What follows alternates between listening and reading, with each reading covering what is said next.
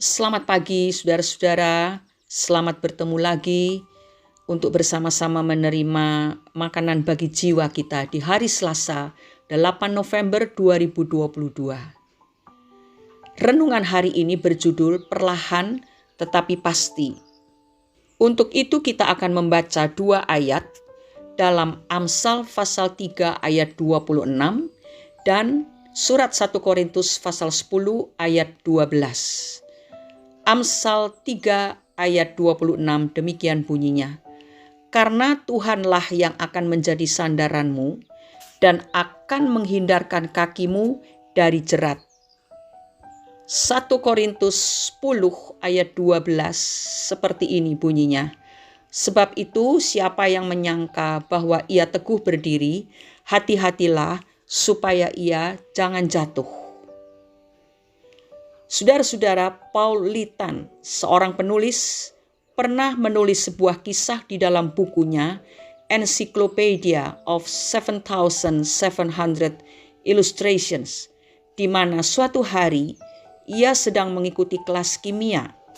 Gurunya kemudian mengajak para murid untuk melakukan penelitian tentang pembunuhan seekor katak di dalam sebuah gelas kimia yang cukup besar yang telah diisi air.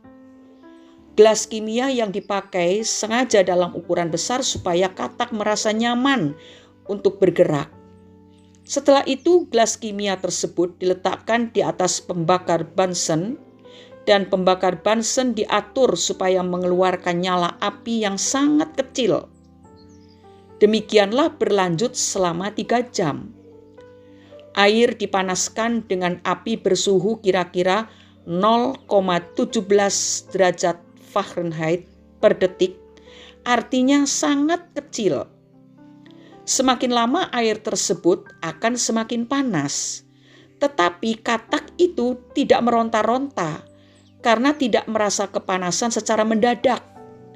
Ia diam saja sekalipun sebenarnya ia sedang direbus selama 3 jam yang akan mengakibatkan kematiannya.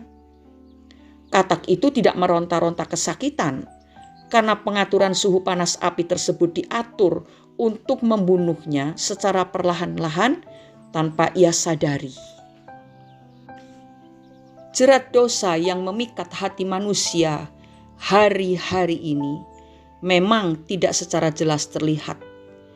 Pada awalnya kita dibawa ke hal-hal yang kelihatannya normal dan tidak melanggar kebenaran. Namun perlahan tetapi pasti, iblis akan membuat kita terbiasa akan hal tersebut. Kemudian pada akhirnya, kita akan benar-benar terseret dalam godaannya yang mematikan. Misalnya sebagai contoh, orang yang mengidap penyakit HIV akibat pergaulan bebasnya. Pada awalnya dia sangat menikmati dosa seks yang dilakukannya dan terus terbiasa hingga lama-kelamaan hal itu menjadi sesuatu yang mengikatnya. Bersamaan dengan itu pula, virus mematikan itu menjangkiti tubuhnya tanpa disadarinya. Saudara-saudara, Tuhan berfirman agar kita berhati-hati dalam bertindak. Ia memerintahkan agar kita menggunakan hikmat-Nya supaya tidak mudah jatuh ke dalam jerat dosa. Saat kita berada di tempat yang menurut kita nyaman, jangan berpikir bahwa kita sudah dalam posisi aman dan tenang. Hati-hati, sebab kita tidak tahu bahwa mungkin saja tempat yang nyaman tersebut adalah jerat dosa untuk menjatuhkan kita dengan cara yang sangat-sangat halus.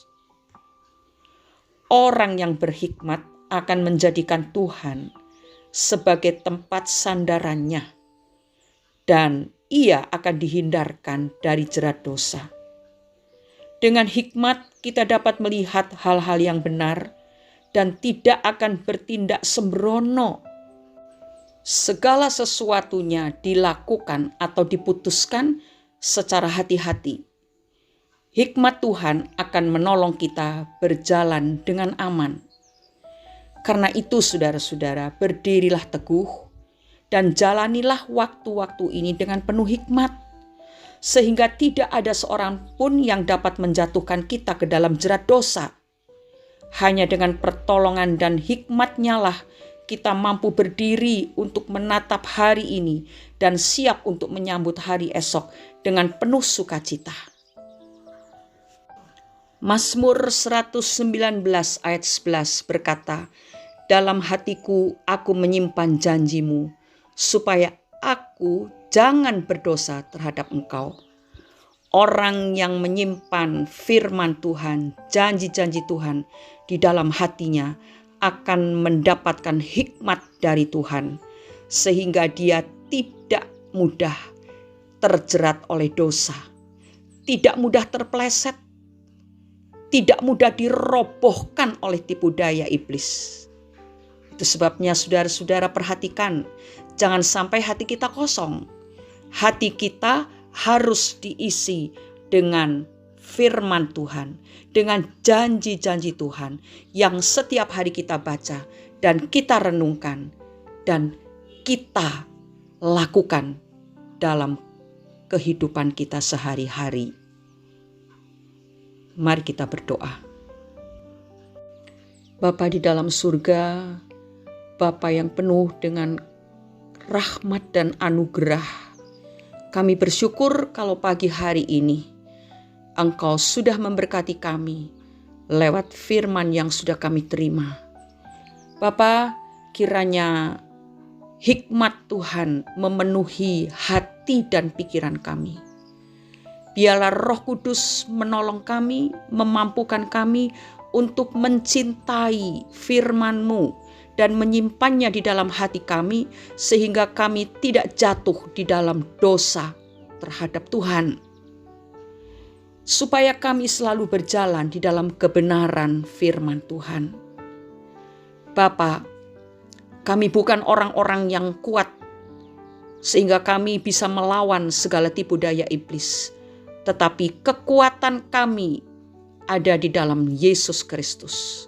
Itu sebabnya penuhilah kami dengan firman-Mu. Kami mau menyediakan waktu dan mengarahkan pikiran kami, membuka hati untuk menerima firman Tuhan, bahkan merenungkannya siang dan malam, sehingga hidup kami berada dalam keselarasan dengan kehendak Tuhan. Terima kasih Bapa. Di dalam nama Tuhan Yesus Kristus kami sudah berdoa dan mengucap syukur. Amin. Air yang tenang belum tentu aman. Bisa jadi di bawahnya ada pusaran yang membahayakan. Selamat bekerja saudara-saudara. Teruslah merenungkan firman Tuhan agar kita semua terhindar dari bahaya jerat dosa itu. Tuhan Yesus memberkati kita semua. Haleluya. Amin.